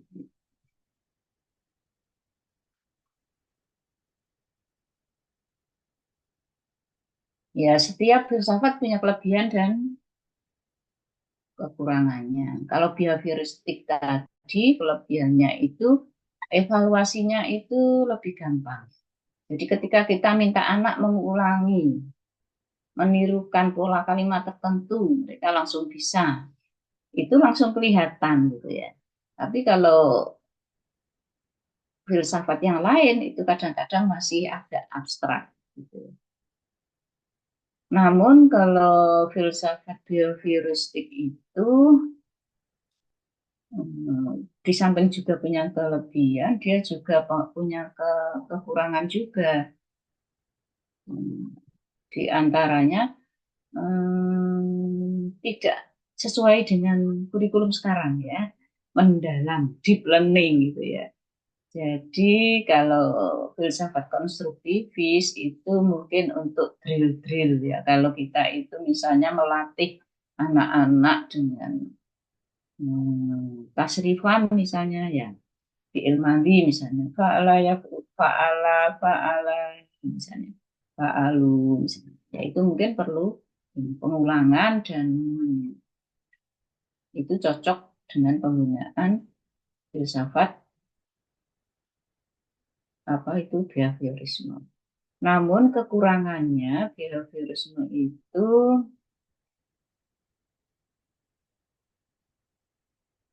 ya pertama efek jangka panjang dari hukuman. Kadang ada anak-anak tertentu yang mau, sangat mau sekali ketika mendapatkan hukuman. Anak itu kan beda-beda ya karakternya ini. Ada yang dihukum berkali-kali dia saja, maksudnya tetap pede saja ya. Tetapi ada anak yang sensitif banget.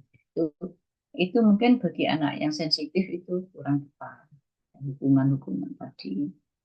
Kemudian behaviorisme itu dianggap sebagai pendekatan yang terlalu sederhana. Jadi kurang memberikan ilmu yang mendalam, konsep yang mendalam. Dan kurang memberi perhatian pada kreativitas. Kurang kompleks. Itu kelemahan-kelemahan dari filsafat behavioristik. Ya. Ini sekarang kita akan membandingkan dan menggabungkan antara behavioristik dengan humanis. Kalau humanis, siswa akan termotivasi dan merasa senang dalam belajar. Jadi untuk menutupi kekurangan dari behavioristik, kita akan menggunakan humanis dengan mengingat pada kelebihan-kelebihan. Filsafat humanis memahami jiwa dan pola pikir siswa. Guru akan menerima mereka apa adanya. Jadi tidak ada istilah dalam kelas itu anak idiot ya. Tidak ada istilah dalam kelas anak kesayangan, anak favorit, siswa tidak favorit dan sebagainya itu tidak akan ada ya istilah itu muncul di kelas kita. Semua siswa kita perlakukan. Siswa memiliki pengetahuan yang bermakna karena tadi humanisme itu kadang ada kita memberi kebebasan siswa juga, maka dia akan lebih bermakna. Kemudian teori humanistik memiliki karakter yang memfokuskan pada pengembangan sikap, kepribadian, mental, dan analitik. Jadi lebih aspek afektifnya itu lebih sempurna. siswa dalam jangka panjang bisa meraih potensi diri dengan baik. Jadi memang kalau humanistik ini kelihatannya hasilnya itu jangka panjang. Beda dengan behaviorisme tadi, jangka pendek sudah tahu. Oh, anak bisa menghafalkan kaidah atau pola tasrifan fi'il madhi, misalnya fi'il mudhari' dan sebagainya.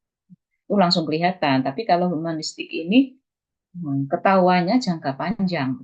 Anak-anak bisa mempunyai potensi dalam hal apa itu agak lama diketahui. Karena itu ya kita tidak bisa menggunakan filsafat humanistik ini secara utuh juga. Ya. Kita sisip-sisipkan di proses pembelajaran kita.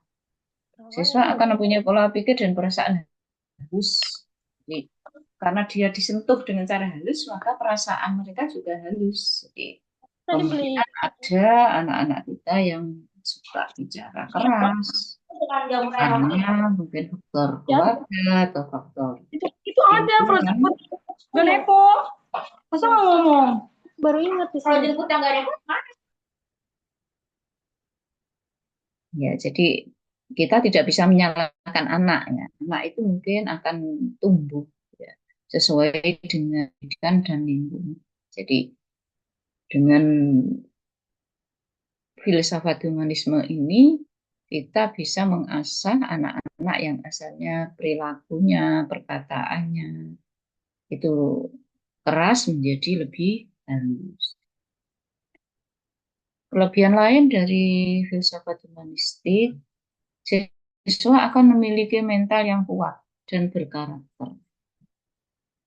Karena mereka itu melalui tahapan-tahapan yang mereka pilih sendiri, kemudian dikerjakan secara mandiri, maka mereka punya mental yang kuat. Tidak gampang menyerah. Ya. Menjadi manusia seutuhnya, berani, kuat, bebas, dan bisa mengontrol kepribadiannya dengan penuh tanggung jawab. Ya, ini memang agak sulit juga ya. Bebas, tapi penuh tanggung jawab. Gitu ya. Anak diberi kebebasan untuk belajar, tetapi harus bertanggung jawab. Misalnya minggu keberapa kamu harus bisa mengerjakan LKPD ini misalnya. Siswa akan lebih inovatif dalam menguasai pembelajaran dengan gampang. Jadi anak lebih kreatif, inovatif. Sekarang kekurangannya, ya mungkin kekurangannya nanti bisa kita tutup melalui media pembelajaran, metode pembelajaran yang bersumber dari filsafat. Bagi siswa yang memiliki kecenderungan pasif dan kurang inisiatif dalam belajar akan tertinggal. Jadi bagi anak yang pasif akan tertinggal. Gimana cara mengatasi kekurangan ini? Silakan dipikirkan asatidzah, barangkali nanti ada masukan, karena asatidzah kan punya pengalaman lebih banyak mungkin di kelas. Anak-anak yang pasif ada di kelasnya, gimana cara Ustadz mengatasi hal ini?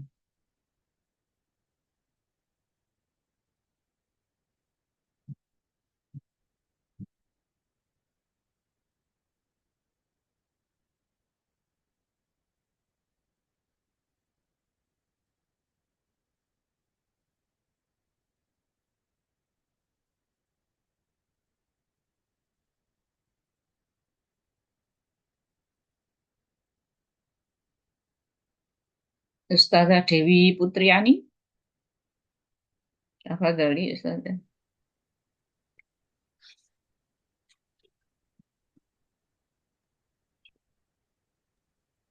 Nomor 1, kekurangan humanisme, filsafat humanisme. Bagaimana cara mengatasi ketika Ustazah menemukan hal itu di kelasnya?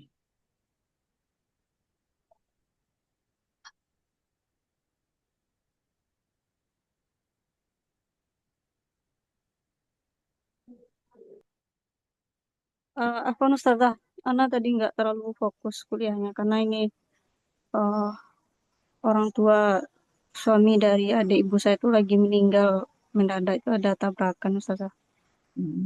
Oh. Oh, ini Iya, jadi Innalillah. ya barusan jadi mendadak banget. Jadi lagi rame gitu kan. Jadi anak nggak terlalu fokus ngikutin tadi. Apa nih Ustazah? Oke, Ustazah Anindita, tafadhali Ustaz. Di perjalanan juga ini, Ustazah. Kok gerak-gerak?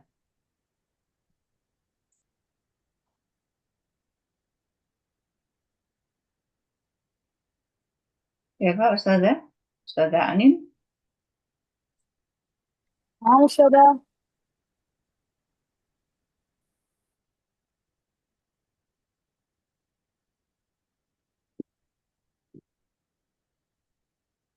Belum siap? Ustadz Abdullah. عفوا أستاذ أنا في الطريق هذا أستاذ أنا أسوق سيارة هذا أنا لم أستطيع أن أجيب Semuanya عفوا bisa ya. أستاذ عفوا أستاذ Ustazah Rena.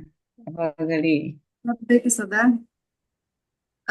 Terkait pertanyaannya tadi, bagaimana cara mengatasi siswa yang pasif? Gitu ya, Ustazah? Iya, ini sesuai dengan kekurangan filsafat humanisme ini. Bagi siswa yang pasif, kurang inisiatif, akan tertinggal. Bagaimana mengatasi hal ini ketika kita menemui di kelas kita misalnya? Baik, Ustazah, izin menjawab. Mungkin dari pengalaman saya selama ini mengajar, kalau misalkan ada anak yang pasif, itu yang pertama, bisa diberikan tugas mandiri. Jadi diberikan tambahan soal tersendiri gitu, Ustazah. Nah, kemudian yang kedua, bisa dengan berkelompok dan eh, di, disatukan bersama anak yang bisa, yang punya inisiatif. Jadi bisa berkelompok, kemudian saling tukar informasi.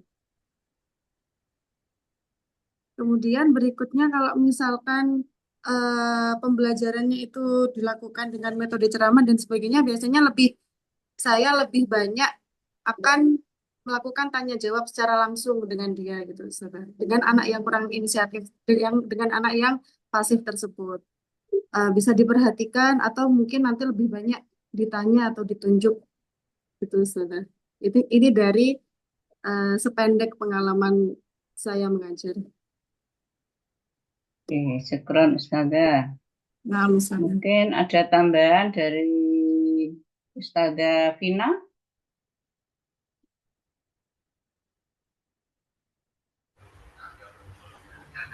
Nah, Ustazah, mungkin kalau saya sih setuju dengan pendapatnya Ustazah Rena, dibuatkan kelompok kecil.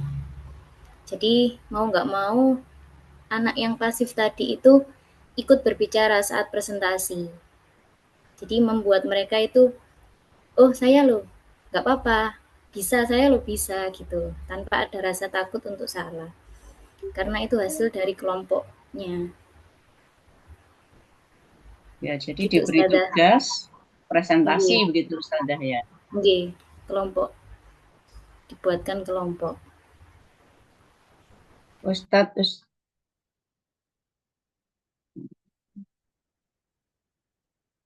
ya.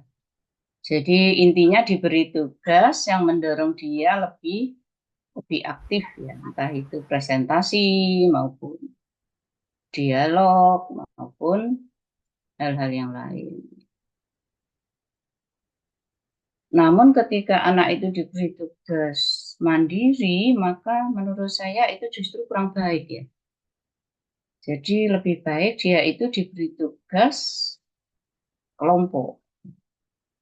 Karena dengan adanya tugas kelompok, maka dia akan belajar dari temannya, gimana cara berbicara, gimana harus berani. Ya. Oke, kita lanjutkan.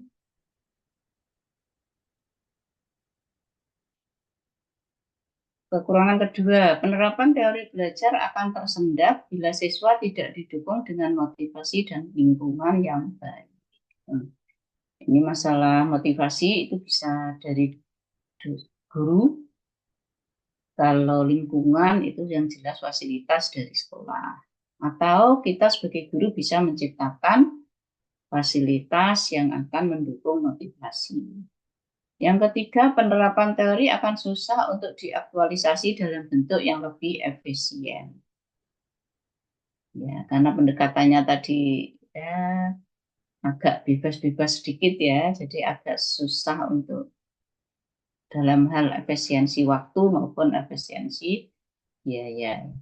Bagi siswa yang malas untuk mendalami potensi diri akan tertinggal dalam pembelajaran. Ini hampir sama dengan yang pertama tadi.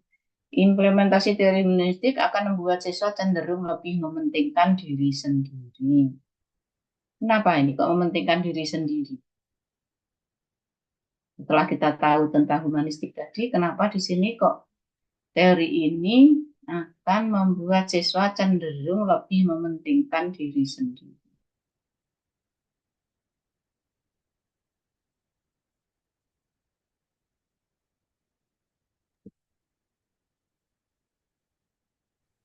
Ustazah Ainun Fatima.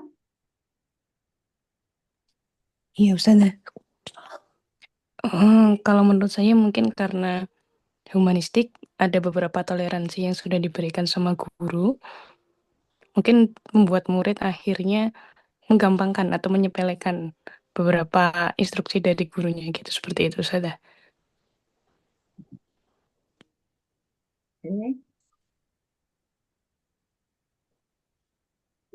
Kemudian mungkin tambahan dari Ustadz Rafli, Ustadz, soal yang sama.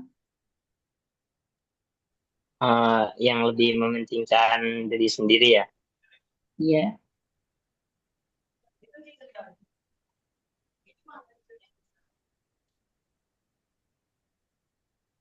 Dari humanisme, Ustazah. Mungkin Ya. Ya, yang paling bawah itu.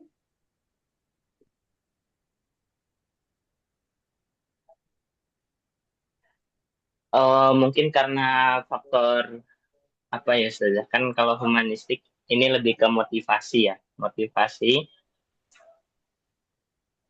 Jadi mungkin mementingkan diri sendiri itu buat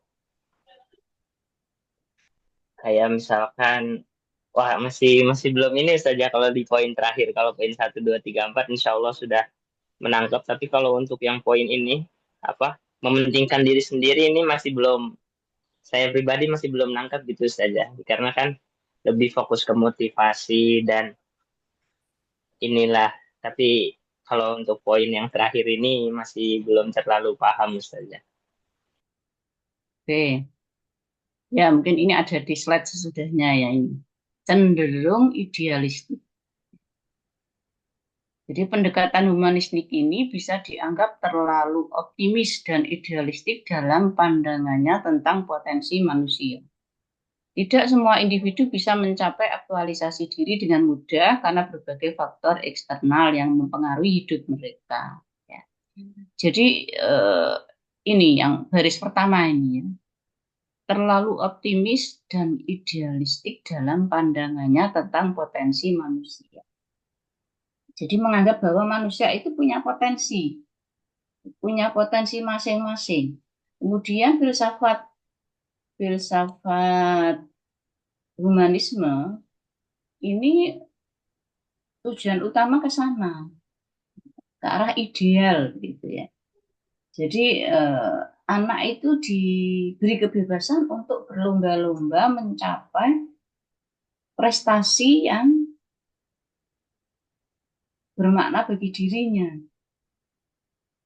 Jadi kecenderungan untuk lebih sosial, berkelompok dan sebagainya itu kurang. Ya memang ada sikap-sikap tertentu yang dilatihkan tadi. Tetapi unsur idealisme itulah yang membuat anak-anak itu kadang disuruh ngajari atau diskusi dengan temannya yang kurang pintar itu malas gitu ya. Dia daripada saya ngajari temanku, ini lebih baik saya baca sendiri, belajar sendiri, melatih, mengasah keterampilanku sendiri dan sebagainya. Jadi itu kelemahan dari filsafat ini. Kemudian fungsi guru dalam pertumbuhan karakter siswa akan semakin berkurang karena ada kebebasan tadi. Faktor dari kesuksesan pembelajaran lebih berpengaruh atas tindakan siswa sendiri.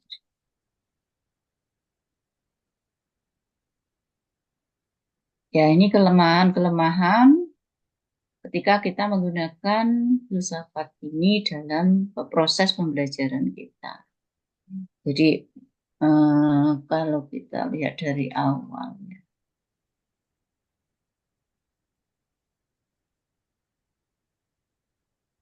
apa sih hubungan antara filsafat pendidikan tadi dengan pembelajaran, diantaranya filsafat pendidikan sebagai dasar pemikiran tentang tujuan, tentang isi dan proses pendidikan. Jadi filsafat pendidikan tadi tidak mempengaruhi hanya pada metode atau strategi, tapi juga tujuan dan isi. Jadi ketika kurikulum itu cenderung ke behaviorisme, maka tujuan pendidikannya juga akan berlandaskan filsafat behaviorisme. Itu juga materinya. Bagaimana materi itu disajikan, bagaimana latihan-latihan itu diberikan. Dan yang terakhir adalah proses pendidikan. Proses pendidikan itu terkait dengan evaluasi, terkait dengan metode, terkait dengan media. Jadi filsafat itu menentukan cara pandang kita terhadap peserta didik dan proses belajar. Bagaimana kita memandang peserta didik kita itu dipengaruhi oleh filsafat pendidikan yang kita anut. Kenapa ada sekolah-sekolah yang memberi kebebasan, tapi ada sekolah-sekolah tertentu atau ma'had tertentu yang sangat ketat hukumannya, yaitu karena filsafat yang dianut berbeda. Jadi setiap aliran filsafat melahirkan pendekatan dan metode pengajaran yang ada. Dan ini 4 aliran utama. Behaviorisme saya kira sudah paham ya. Kalau kognitif itu agak-agak abstrak gitu ya. Karena merupakan proses mental. Ini Piaget, Brunner, Gardner, tokohnya. Ketika kita banyak menggunakan peta konsep, problem solving, scaffolding, maka kita menggunakan atau melandasi pembelajaran kita dengan filsafat kognitif. Apa fungsi guru? Fasilitator, proses berpikir. Jadi kita memfasilitasi siswa untuk melakukan proses berpikir. Evaluasi, menilai, pemahaman.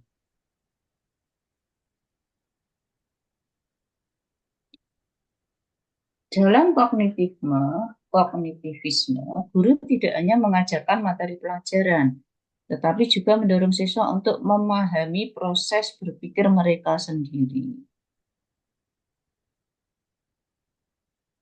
Jadi, kita tidak menyampaikan materi, kemudian siswa paham, tapi kita itu memproses bagaimana siswa itu memahami. Bagaimana siswa memahami menggunakan kognisinya itu. Melalui keterampilan metakognisi. Metakognisi itu hal-hal yang ada di luar kognisi yang mempengaruhi berpikir siswa. yaitu kemampuan untuk menyadari dan mengatur cara berpikir dan belajar. Ketika kita meminta siswa untuk memahami atau menerjemahkan teks qiraah, kita memberi kesempatan pada siswa. Apakah kalian akan membuka kamus atau kalian akan berdiskusi dengan sesama teman atau kalian akan memahami melalui pemahaman sendiri atau bagaimana. Itu keterampilan-keterampilan metakognisi yang kita latihkan kepada siswa ketika itu.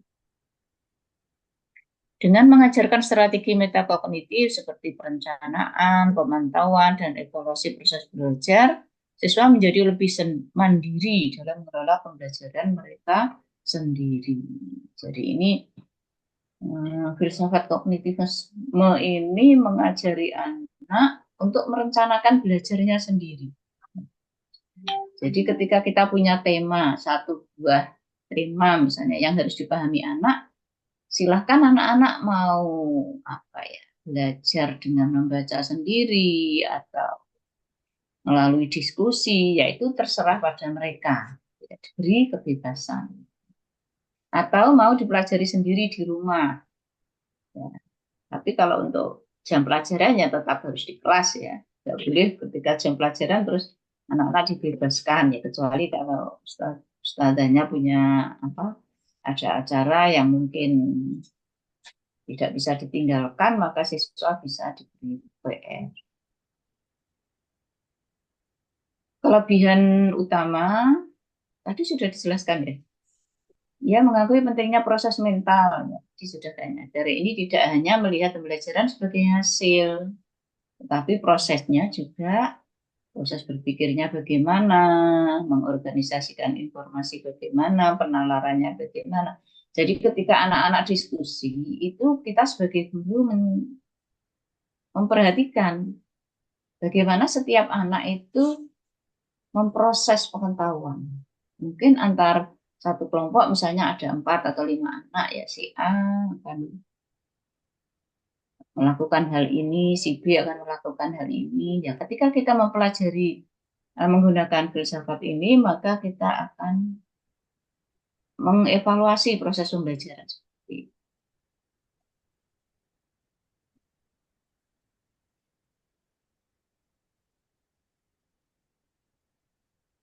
Kognitif mengajarkan bahwa pikiran bekerja seperti sistem pemrosesan informasi, di mana individu menyaring, menyimpan, mengambil informasi. Mungkin anak-anak akan menyimpan informasi itu beda-beda. Ada yang dihafalkan, ada yang ditulis, ada yang difoto, misalnya. Pendekatan ini memungkinkan guru untuk mengembangkan strategi pembelajaran yang efektif berdasarkan cara informasi disajikan dan diolah oleh otak. Berarti teknik chunking, membagi informasi menjadi bagian-bagian kecil. Dan penggunaan advent organizer untuk membantu siswa memahami konsep baru. Jadi beberapa teknik yang bisa kita gunakan di antaranya ini. Jadi ketika ada tugas-tugas yang begitu kompleks, maka kita berbagi. Ya, kita bagi menjadi beberapa bagian yang lebih kecil. Kemudian mendukung pembelajaran aktif dan konstruktivis. Jadi ya, kognitif ini juga dengan konstruktivis ini tidak berbeda jauh ya, cuma aspek penalarannya itu lebih mendalam di filsafat kognitif daripada konstruktivis. Kognitif menekankan bahwa siswa bukan penerima pasif, tetapi mereka secara aktif membangun dan menyusun pengetahuan baru berdasarkan pengetahuan yang ada. Hal ini mendukung teori konstruktivis yang juga memandang pembelajaran sebagai proses aktif. Ya, saya kira tadi sudah banyak disampaikan. Kalau konstruktivis saya kira sudah nggak perlu saya jelaskan karena termasuk yang melandasi kurikulum kita saat ini, baik mulai kurikulum apa itu 2013 sampai kurikulum Merdeka itu berdasarkan pendekatan konstruktivis. Terus ada proyek, ada kreasi, kerja kolaboratif. Ya ini ciri khas filsafat konstruktivis. Kan beda dengan yang kognitif tadi. Kalau kognitif itu fokusnya bukan ke karyanya, tapi fokusnya ke proses pemahaman, proses pemahaman pengetahuan, proses pemerulian pengetahuan. Jadi kalau konstruktivis ini meskipun melalui proses yang kognitif, tapi dia itu harus dalam bentuk, proyek, kreasi dan sebagainya. Oke, ada yang perlu didiskusikan? Jadi kurikulum sekarang ini Ustazah yang deep learning itu kayaknya kental sekali dengan filsafat beraliran konstruktivis sama kognitif. Iya, betul. Terutama kognitif ya, untuk deep learning-nya, kognitif, prosesnya, kemudian hasil karyanya konstruktivis. Ya, jadi kalau Asatideh masih menggunakan filsafat behaviorisme, saya kira tidak salah. Ya. Begitu juga kalau humanis itu untuk lengkap ya. Kalau behaviorisme itu untuk pembelajaran bahasa Arab saya kira penting. Karena gimana anak bisa berbicara kalau dia tidak hafal, ya. Jadi hafalan itu masih tetap untuk pembelajaran bahasa saya kira. Cuma janganlah mendominasi dan hukuman-hukuman itu jangan terlalu banyak gitu ya. Jangan sampai hukuman-hukuman itu menjadikan anak-anak itu takut pada guru bahasa Arab ya. Oke. Cukup Ustaz? Ustazah? Cukup insyaallah. Ya, nanti akan saya share ini. Saya nahtatim di ana biqiraati hamdan. Alhamdulillah. Alhamdulillahirrahmanirrahim. Assalamualaikum warahmatullahi wabarakatuh. Barakallahu Waalaikumsalam fiikum. warahmatullahi. Rabbana asyhamikum. Hayyakumullah wa iyyakum.